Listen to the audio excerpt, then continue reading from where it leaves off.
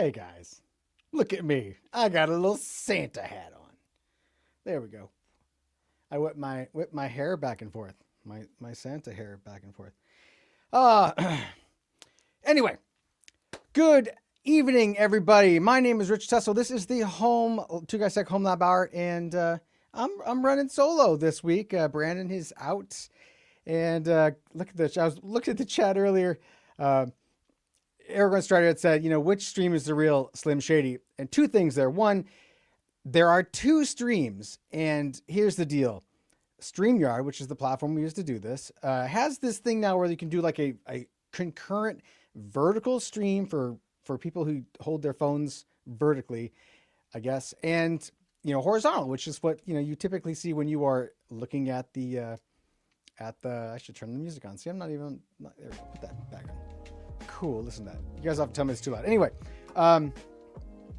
as I'm doing this solo, things might be a little weird, but if it's not working, guys, let me know. Kevin, good to have you in the chat. Geek of all trades, good to have you. Leavix, Sakura.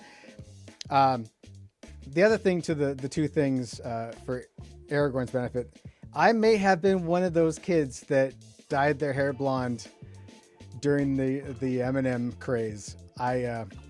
That's not why I lost my hair, but it probably has something to do with it. Except, a lot of kids back then, with obviously I have dark hair. I would go buy the hair bleaching kit and I would bleach my hair, but my hair would come out like an orangish color because it was too dark. And so, as you can imagine, I didn't look anything like Eminem. I didn't have like that bright colored hair. I had this dirty brownish orangey colored whatever. Anyway, guys, last week was the holiday. Yeah, I lost my Geek of all trades. You lost your hair because you're in IT. Part of me, especially after the week that I seem to be having lately. Yeah, that tracks. That tracks. So, word of caution for all you would-be IT persons: if you like your hair, become a hair model. I don't know where I'm going with that. Sorry. Anyway. Moving on. Last week here in the United States was the Thanksgiving holiday. And I keep forgetting that our Canadian brothers and sisters have a Thanksgiving as well. And that's like a month ahead of ours. So happy late Thanksgiving to our Canadian friends as well, since, they have a Thanksgiving too. I don't know if theirs has to do with pilgrims and Christopher Columbus, but and all the horrific things that happened because of that. But I digress. Let's get the housekeeping out of the way. This is the 2GT Home Lab Hour, where we hang out, we talk about Home Lab stuff, we talk about the videos and the content they do on the channel, we talk about the tech news, we just whatever hits us, and a fair bit of like member berries weirdness too, which is probably not a healthy thing, but here we go. After the show, I hop into our Discord, and we do kind of an after hours hangout where we all just kind of hang out and chat, talk about what we did at work over the week, and what's Axis grinding us, how much DDR5 RAM costs, those kind of things. That's what we do there. It's free and open to everybody. The Discord is also it is a great community, and I was just looking at it right before the stream started. I know I like gush about this, but like if there's one thing that I'm proud of the most, it's like meeting all of these these like-minded people who are into technology and computers, and they're geeky and they're nerdy, and I really enjoyed that. So join the Discord. It's free. You can find the links all over the places where we put links, wherever those might be. I usually have a story, like a personal story, but other than it was just Turkey Day, and I owe you guys an apology for making bad planning decisions, and it was actually my wife's fault. I'm going to blame her. She said to me on Tuesday morning that your sister is coming to town, and you have to pick them up from the airport. And I was like, but I have a live show. And she's like, it's family. And I went, it's family. And so then I canceled because, anyway. So that's about it, really. I want to kick the show off by talking about Black Friday, Cyber Monday, Cyber Week, etc.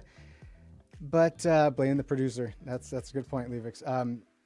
But I gotta say, and I'm hoping that you guys in the chat can either back me up on this, or you can set me straight. But Is it just me, or did the cyber insert, like Black Friday, Cyber Week, Cyber whatever, kind of suck? Like, I saw there's some deals, but they're for deals for things that I'm sorry, Geek of all trades, sister got feet, right? Oh man, yes, she does. It's so do her young children, but it's like it's a 37-mile walk. But yeah, so Sakura says Black Month sucks in general.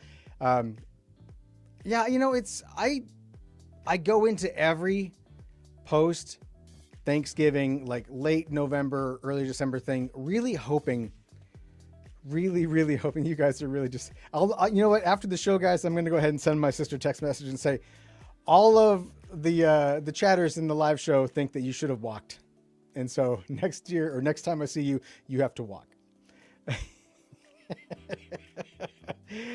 Anyway, but I go into the Thanksgiving, like the holiday purchase season, really hoping that this is going to be different. Like this is going to be the year that you'll be able to buy technology at a good deal, and that you'll be able to, even if it's like the tail end of the technology ramp towards, before new products come out in the beginning of the next year. But, it just wasn't the case. And so we get hit with things like this. How about them RAM prices? We talk about this. I don't know, guys, in the chat who are in my Discord, we talk about this, every day, every single day. I know people in the Discord who have, who sold unused RAM and made some money. So Geek of all trades said, it's like Ugreen bribed Amazon to be pretty much the only NAS in Black Friday deals. Yeah, press F in the chat for RAM, but look at these prices. So sponsored, that's only 32 gigs of RAM, which, correct me if I'm wrong, but I mean, the DDR4 era stuff, we were probably around maybe $120, maybe for 32 gigs. You could probably get to somewhere like anywhere from 60 to 80 for 16, right? But yeah, if you have extra RAM, I guess the short story is, because Sean just said this in the chat, like if you have DDR5 RAM that's just sitting in a package, or if you have DDR5 RAM in a computer and you bought 64 gigs, and man, you only need 32, sell it. So Geek of all trades said, you know what? I'm not above going back to my DDR4 machine if I can sell my box for double what you paid for. Absolutely. Like these prices. And the thing is, I don't want to make it like I'm making a mountain out of a molehill. Look at these prices. We're looking, this is 32 gigs. That's what it is. They're all around 300. I mean, obviously this one at the top was 360, 335. Gosh, it's just a 16 gigs kit of sodium. It's just $600. I know I was going to say, is this made of gold? But yeah, there actually is gold there. But you know what I mean? It's like, it's unbelievable. It's Geek of all trades. In the words of Dave Chappelle, those are crack prices, man. Yeah, that's true. We live in some interesting times. And I've been told, although I haven't know if I've necessarily seen it, and you guys can corroborate this, from the vendors, the server vendors, I've been having lots of conversations with them like I typically do. And, the ones that are still sitting on stock of DDR5 that they basically pre-purchased for production, their prices are still normal. But I've been told by Dell and others that, we start to get into the new year and you're going to start seeing 25% increases in just the cost of iron because of that RAM. In a server, you only put in like 8 gigs of RAM, right? Of course not. You're like 768 gigs, a terabyte of RAM. Like I'm building out hardware right now that has a single terabyte of RAM in each host, and it's all DDR5 and it's ECC. So do the math on that. But anyway, back to this. I wanted to say, I've been told by those vendors as well that the next big thing that's coming is NVMe storage prices are going to start blasting to the moon as well. So Geek of all trades said, Can we submit a deal registration for just RAM from Dell? I don't need your damn power edge. Just give me the RAM. You probably could. You could probably, they sell, you know what? That makes me just dying of interest. Let's go to Dell. And let's just say I just want to buy DDR5. Can I? Because I know they'll sell parts. Oh, no. No. That's a Dell label on Kingston RAM, right? Kingston Fury, I believe. And that's 16 gigs, and they want, yeah. I'm not on the consumer side, friends. Yes, so, right. Game Over Dave is like responding about the storage thing. The next thing I've heard is that they're coming for your storage next. So, I mean, that's 8 terabyte, but that's mind blowing. This is still a fair deal for the most part. That they're going to start creeping up. That's what I've been told. The vendors are telling me that when they've consumed all your RAM, then they will come for your storage. So, yeah. So if you're looking to buy storage, particularly NVMe storage, I would recommend you. I mean, it's a holiday. The sucky part of this, guys, is it happens right at the end of the year when people are like, I can't buy stuff from my Homelab or from my gaming PC. I got to buy stuff from my girlfriend, my wife, my boyfriend, my husband, my kids. Yeah, back to floppies. That's right, Dave. We're going back to floppies. Anyway, that's kind of where we're headed. We're headed towards hard times in the PC building world. So mark my words. And again, I'm not making it up. I wish I was. I wish I was just a mouthpiece saying things that wasn't real. But I've been told by a lot of people in the know that NVMe is next. And they're already seeing it. So buy them now. Anyway, there were some actually good deals that I wanted to kind of talk about, because there were actually, I asked the Discord if there was anything that was worth doing. And we had a gentleman in the Discord send us, like, the one thing that you can get a good deal on still is certification bundles from, like, here's the Linux Foundation, which was dropped to us by one of our Discord members. And like, it's funny that there's a lot of Kubernetes stuff in here. And I know that our Kubernetes people are in the chat right now. I'm like, you did all that hard work, guys. Now go get yourself a cert, the coursework and the cert, and get yourself your Kubernetes certification and to the moon with your career, right? So there you go. This is it. But there's some great deals. I was looking at these deals earlier, and also, if you work in the security industry or you want to, the ISC Squared Foundation's got a 10% off of their all of their stuff. And so they've got, this one's free. You guys can take this right now. By the way, the entry-level cybersecurity, all of it's free for this one. You can just go take it. And, you know, they give out the learning document, the learning curriculum, everything is there. You can just do it, and you can add a cert to your, after your name. You can be guy or lady CC at the end. Anyway, highly recommend it. But they've got some good deals. So it's the soft things, not the hard things, that we get with the deals on. We're getting the like, you can't have the hardwares, but you can have, you know, discounts on certs, stuff like that, which I think is, honestly, it's better than nothing. But okay, and Geek of All Trades said the new AI certs from Microsoft have promo codes too. He got one for $20. This is, let's do this year. Instead of having RAM, instead of having NVMe storage, let's just go buy certs for our friends and family. Here's a certificate to go learn and get certified in Kubernetes, which other than my friends here in the Discord, I don't know who that would apply to. But anyway, if you did, just one last thing, guys.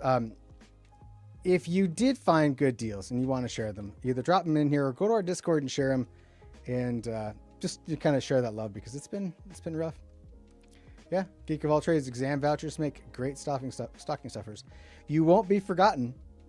Maybe throw in a chocolate orange too, Geek of All Trades, while you're at it. Like, you know, soften or sweeten the deal of an exam voucher with a chocolate orange. You guys do chocolate oranges, right? That was like every single year there's a chocolate orange. The one you like smack it against the counter and you open it up and it's chocolate orangey. Am I the only person here? Am I taking crazy pills? All right, let's move on.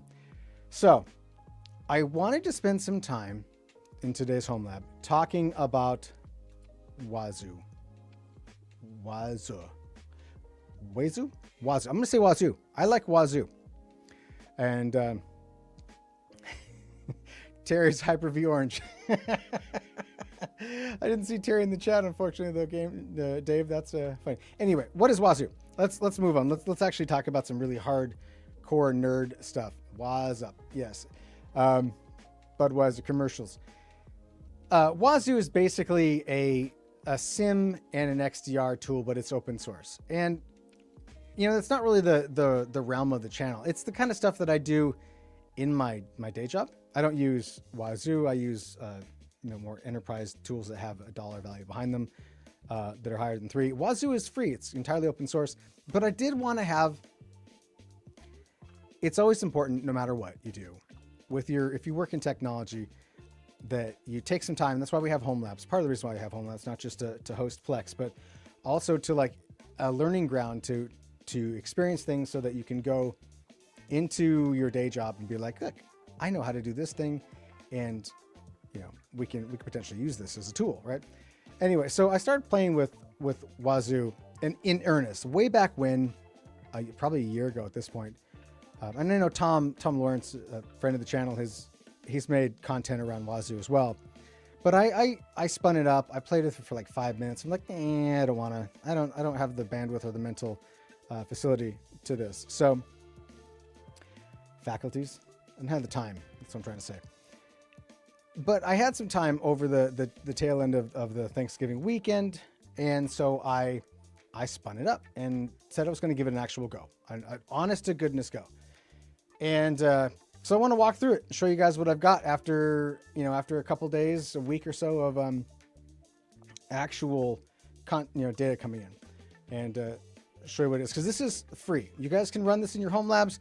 I'm running it on a single virtual machine. It can be deployed as a cluster if you've got a big environment. Maybe Sakura with his many servers could use a cluster, but this is a single VM with enough storage is plenty to run Wazoo. Anyway, let's see if it's going to force me to log back in, because every time I do this, it tells me it's got a really short login window, which is super frustrating. Anyway, deploy is super easy. I can show you that real quick. Their documentation for it is like super simple and easy. Like it's like, run this curl command and then write down the password it generates, and then basically you're off to the races. I gave it a bunch of storage. I think I gave it 2 terabytes of backend storage just because I wanted to store the logs. And as a person who works in SIMs and XDRs all the time, it's kind of the thing you need to do is have lots of storage space. So it's really super easy to deploy. Anyway, let's go back here and log into this. All right, so I have a lot of events. I did a thing. I wanted to send all of my Unify logging to this as well. So I had to. One thing I'm not too jazzed about Wazoo about is they really want you to use their agents, and the agents are free. They're, I can show you the agent section here. Like, they have, if we go to deploy an agent, they have Linux agents, RPM, and Deb. So you basically hit Red Hat and you hit Debian and stuff, right? Ubuntu, whatnot. There's a Windows MSI, and they support Mac, Intel, and Apple Silicon as well. So, which I did install on this machine that you can't see that's right below here. And you fill out this information. You give your agent a name, Bobby, and then you assign it to a group, whatever that group might be, and then I gotta go up here. Let's just say it's a Apple Silicon, and then it generates a command. You copy pasta that into your command line. On Windows, it wants you to run it as a PowerShell command. I can go up here and click on this, and it'll readjust this. So it becomes a PowerShell command. So you just run it with admin privileges. It automatically downloads it, automatically installs it, and then there's a secondary like start the agent. Or what is it for Apple. Let's go on here. Yeah, it just tells it to launch it and add it to your startup. So there's full coverage for it. But the problem with this pure agent deployment approach, and one that I'm not a huge fan of, is that you leave out anything that creates a syslog, right? Sure, you get your VMs, you get your physical PCs, but what about your firewalls? That's a huge log generator. What about your storage systems like TrueNAS? You can't do an agent in TrueNAS because, IX Systems, TrueNAS, as they've rebranded themselves as now, doesn't give you access to install an RPM. So you need to ship logs. That's the only way around it. So you have to make modifications to Wazoo itself to accept syslogs. But when you do, you open up the floodgates, obviously, especially with the firewall stuff. But this is the overall dashboard. It's broken into kind of some big sections that give you, like, obviously 24-hour stats. And these are its assessment of the data that's come in, right? We can look at any one of these things, and it's an elk stack. Like, all of these tools, even the expensive one that I work in as a day job, is still an elk stack in the background. It's elastic. And so if you've seen any of these style setups before, they all basically look the same. And you can see, like most of the stuff that's coming in here, firewall. Let's see. These are going to be syslogs that are coming out of the Unify firewall, right? There's the firewall's name, 2GT, UDM, Pro Max, date stamp, the agent, everything is stamped with Wazoo because it's being a syslog that ingests it. And that tells you traffic from, and then it'll come down here and tell you some stuff. We can expand this out a little bit. Give you the log information. And it just collects the stuff. But we can also, and there's a couple different indexes that we don't have any results in that. But we have everything in the state inventory? No. Well, let's go back to this. So one of the nice things that it gives you can build dashboards. Obviously, let's go back to this. So I want to show this. Like the threat intelligence. We all believe in our home labs that even though we're apt-get or apt updating and dist upgrading everything, we believe that we are doing all we can to make sure our systems are up to date. However, this system shows you a lot more in terms of what you actually have in terms of vulnerabilities in your home network or your home lab or your business, right? Like if you're running a small shop and you need to, if you don't have some sort of log aggregation and monitoring tool set up, this is free. Like, what are you waiting for? Go get it and do it. But like you can see some of the top vulnerabilities. There are things I don't like about this. All of the enterprise level types of SIM XDR tools. XDR stands for Extended Detection Response, by the way. I keep saying XDR without explaining it. But when they find a vulnerability, you can actually go and click it and it will show you. But if I do this here, like, it's just gonna show me. I want to copy this. Sorry guys, I gotta make this smaller. I apologize, but limitations, so I can copy this. But if I wanted to actually find out what this CVE is, I have to go and search for said CVE. There's no link to it. So we can go here and see. And it explains what this is, right? And you can find out details. A lot of the times you can find details about how to fix said things too.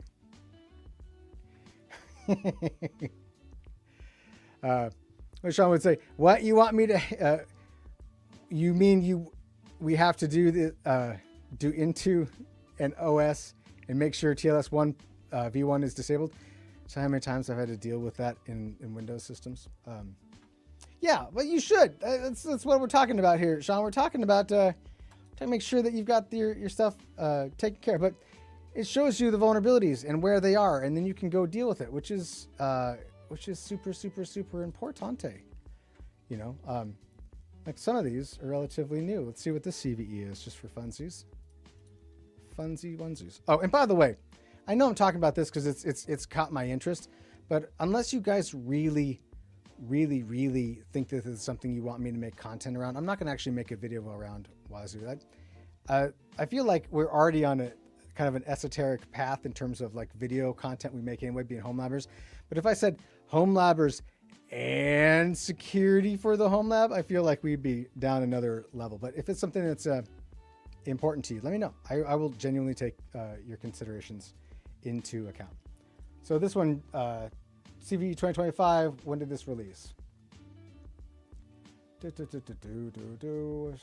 missing the dates on this. I really would. Okay. So this came out in February. February 10th, 2025 is when this was released. But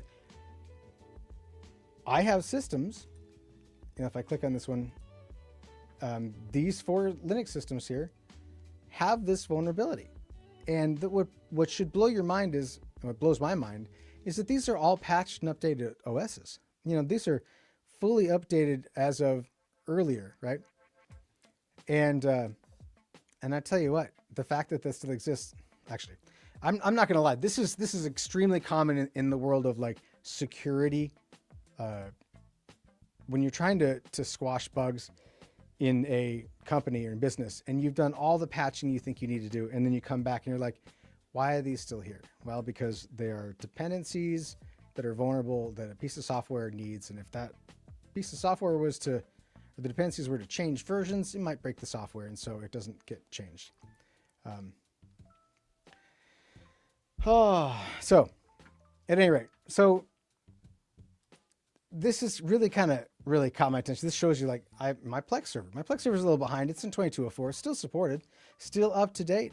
I mean, it's fully up to date, and these are behind, right? So there are, speaking of Docker, so I have a VM called Docker, and that runs all my Docker, my containers, right?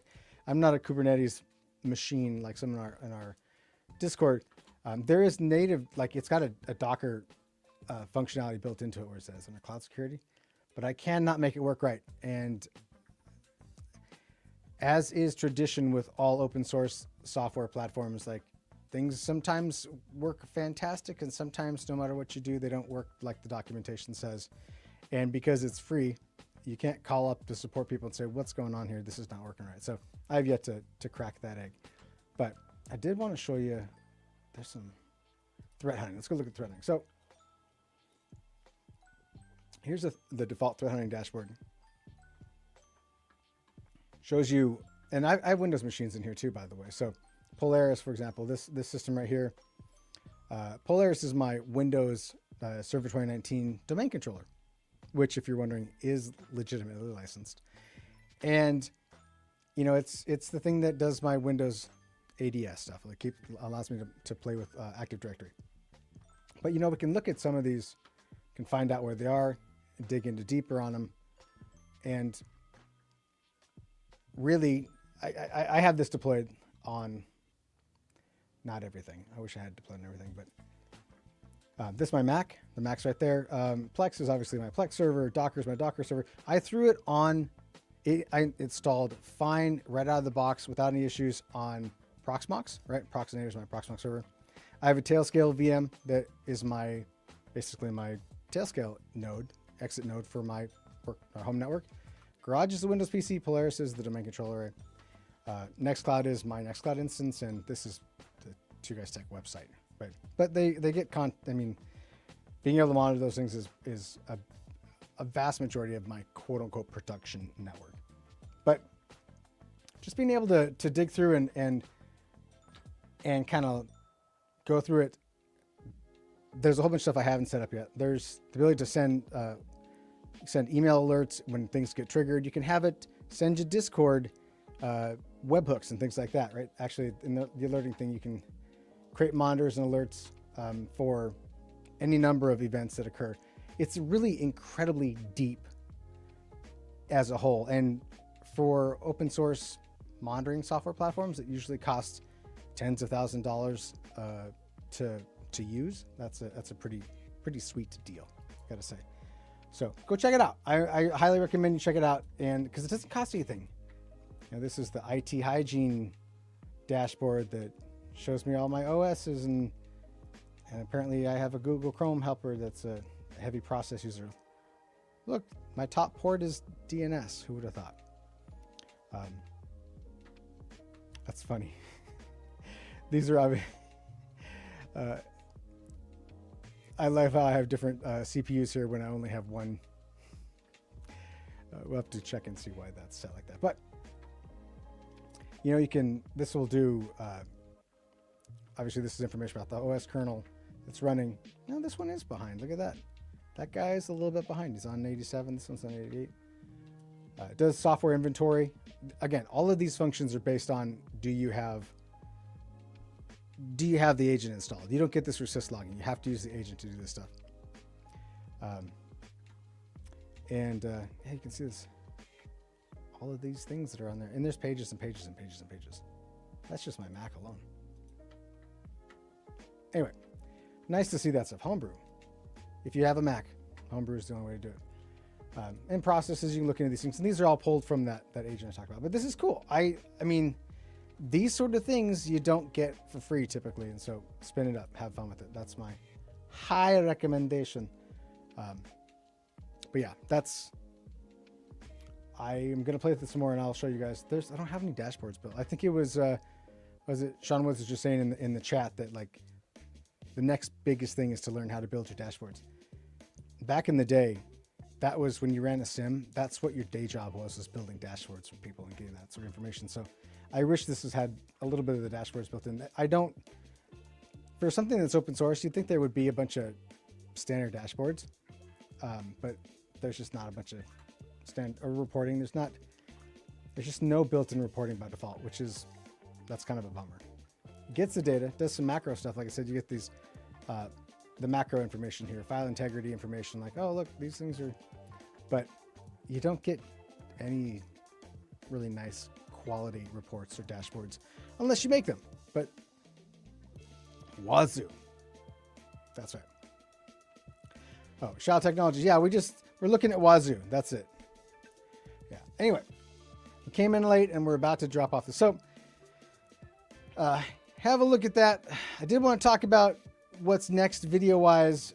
The next video, because I've been getting a lot of pressure for it, is a new relook at Veeam. Veeam has just, I know we're all pro PBS here.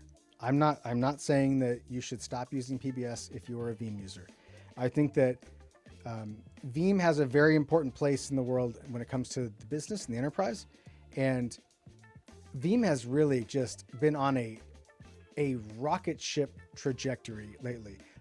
Obviously it supports VMware, obviously it supports Nutanix, but just added Proxmox last year, basically. They just finished their scale computing hypercore integration. So Veeam supports scale computing. It's going to support Verge OS. There'll be native API backups, client agentless backups for Verge OS. And they've announced XCP-ng, Zen, HPE's Morpheus hypervisor stuff. And it's like they got the message. Veeam got the message, and that was, it's not going to pay to stick around with just VMware or Hyper-V as your own backup thing. And so Veeam is really, really taken off. But the big thing that I'm going to look at in the next video is going to be in version 13, they dropped the requirement for you to have a Windows server to run Veeam backup and recovery, basically the on-premise backup stuff. And it's all a hardened Linux system, like you install it off an ISO, or you download the OVA and you deploy the OVA if that's your cup of tea. Throw in your license, and then you're off to the races, and you can start using it just like you would. And so I think it's time to do a video about that. And we have somebody in our Discord who's very familiar with Veeam, I'll put it that way, has been adamant that I give this a go. And so I'm gonna give it a go. So that's and the thing about Veeam, since we're talking about it, is they give it away for free. Let's see if is it under downloads. That's not it, is it? But you can get an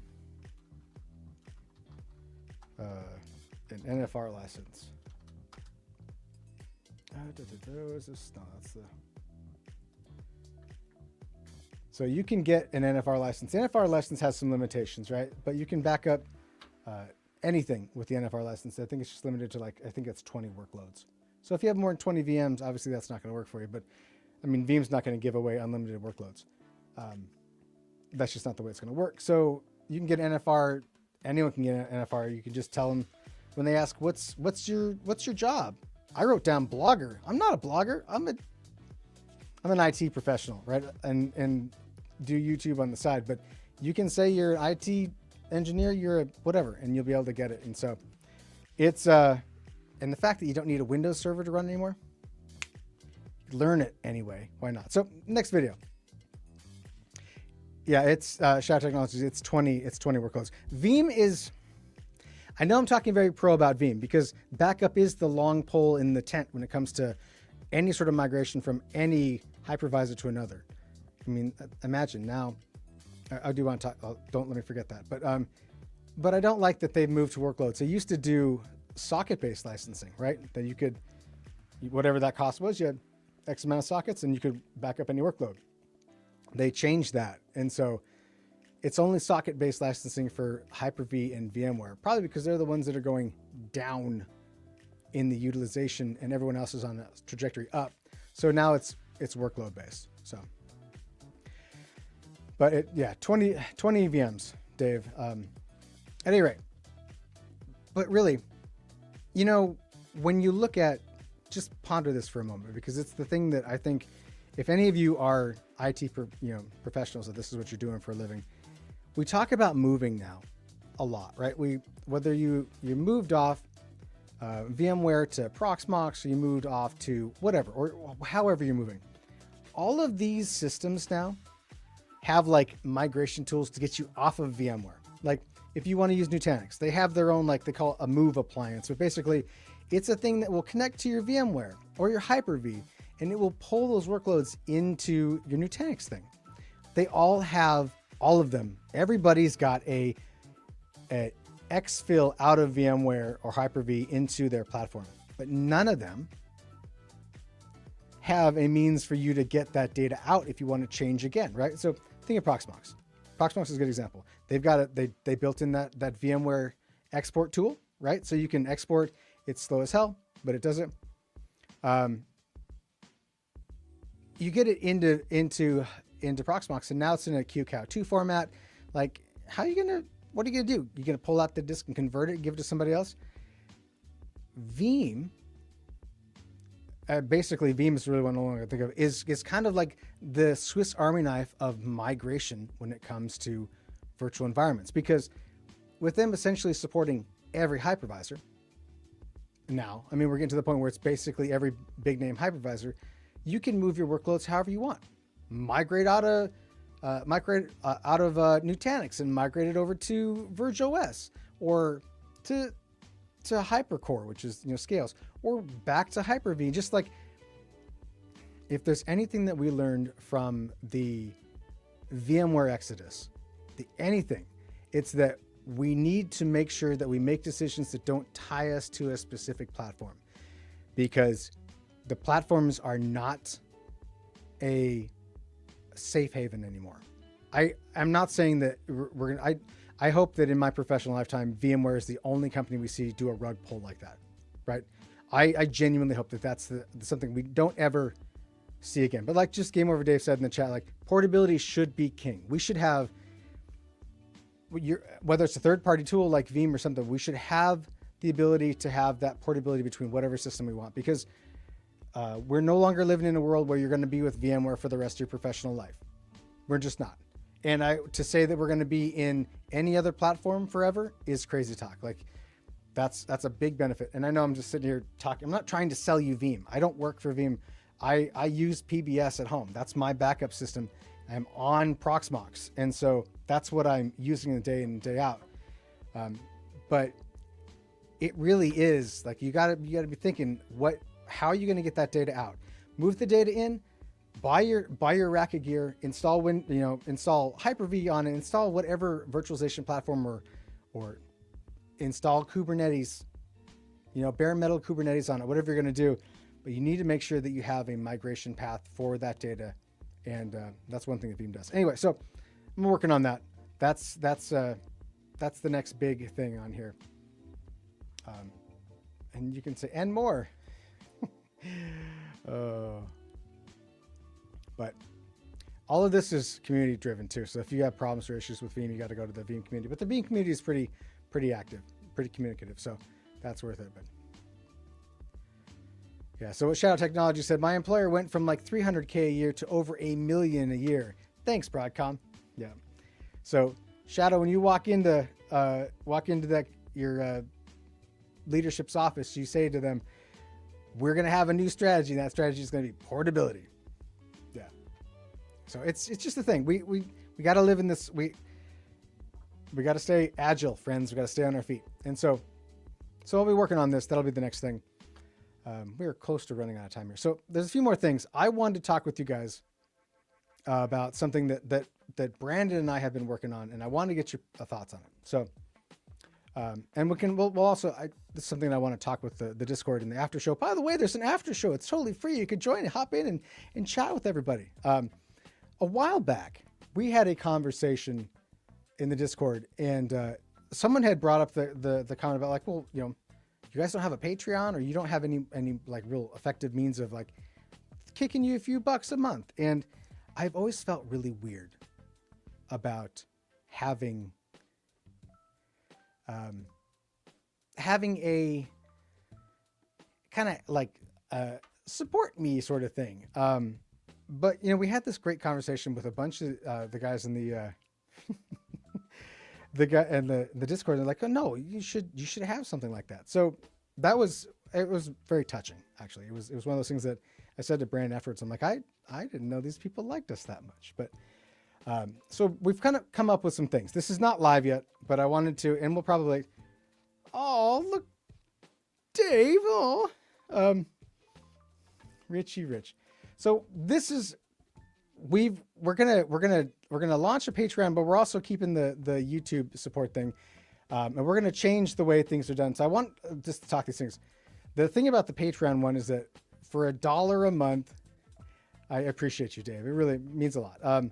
For $1 a month, we're gonna put all of the YouTube videos that we make on Patreon ad-free. You just don't have to worry about using ad blockers, or if you have YouTube Premium, I guess it's fine. But they'll also be ad-free from 2GT stuff. I guess that's important to know. One of the things we like to do in the industry here, if you've haven't noticed, is we call them ad integrations, where it's not YouTube integrating the ad, it's Rich Tesla integrating the ad. And so those aren't like skippable necessarily, right? Because they're like right into the video, and then I hit you with an ad. So yeah, and it's Shadow, thank you. I appreciate that comment. I mean, that's the way we want to keep it too. But anyway, so we'll launch this, and we'll have to figure out how to do this on the YouTube side. But $1 a month will get you all of the videos. Every time we release a video, it'll be up concurrently on the Patreon with no ad and no ads at all. Next one is going to have ad-free videos. It's going to have the support. It's going to give behind the scenes stuff that, you know, you're going to get a Discord role. Anyway, there's these things are coming. And Brandon really wants me to put all the Patreon people names at the end of the video, like a roll credit sort of thing. I think it's kind of neat. You want your name or your handle? Watch it, Sakura. I'm not going to let you put anything inappropriate in there. And then the last one is basically all those same things. Plus, we want to do the giveaway of the Homelab gear STLs, the things that we make and sell. If you're in the $10 a month, you have access to the STLs, that sort of stuff. So anyway, that's coming. I would have Brandon speak more about it, but he's out doing some stuff tonight. So we'll talk about more about these things, but I do want to get everybody's opinion. So in the Discord here in a little bit, that'll be a thing to talk about. Change the subjects one last time. Can we just talk for a minute? Just a minute about this. Where's that? I'm an Apple user. I'm staring right into the camera while I say this. I have my iPhone. I think this is a 17. Shit, I don't remember what it is, but it's a Pro Max, whatever. And I love Apple. I do think that iOS is a superior mobile operating system, and we can fight in the comments about it. I'm happy that you're happy with your thing. But this thing is magic. This thing looks like science fiction. And I want one so bad. It is Sakura Samsung foldable tablet. It is a telephone, a 6.5-inch sized single display that folds into a full 10-inch mini tablet. I'm not going to click on the thing. But that's how thick the thing is. I remember watching Star Trek, the next STTNG, Star Trek: The Next Generation, when I was a kid, and I remember them walking around with their little tablets, right, in their little tricorders, and they're like beep beep beep, hit their badge, and they get to talk. Does this not feel like we've entered the future? Finally, the future. It's right here. This is the future. Apparently they couldn't fit the cameras in there because the cameras hang out the backside of it. But the other thing, though, it's not available in the U.S. till next year. It is available in Korea, and they think it's being sold in Korea right now from anywhere from the equivalent of $2,440 to $2,500. That's too much money to buy for a phone, guys. I think that this thing was $1,000, which is absurd. Things cost too much. The cost of rent is too damn high, friends, and the cost of technology like this is too damn high. But looking at this, I don't know. Yeah. So I'm looking at the chat now. It's just I want all the future technology that we were promised. I want flying cars, and I want like a phone that just goes bloop, like an origami device and shows up, and there's all of the big screen. Or put a display in my head that I can just like. Yeah, I know we're getting dangerously close to Black Mirror episode here, but what can I say? Anyway, that thing is beautiful right there, and I don't know how. It might be the thing that make me switch off Android or off iOS to Android, but not if it's $2,500. I can't. I just can't.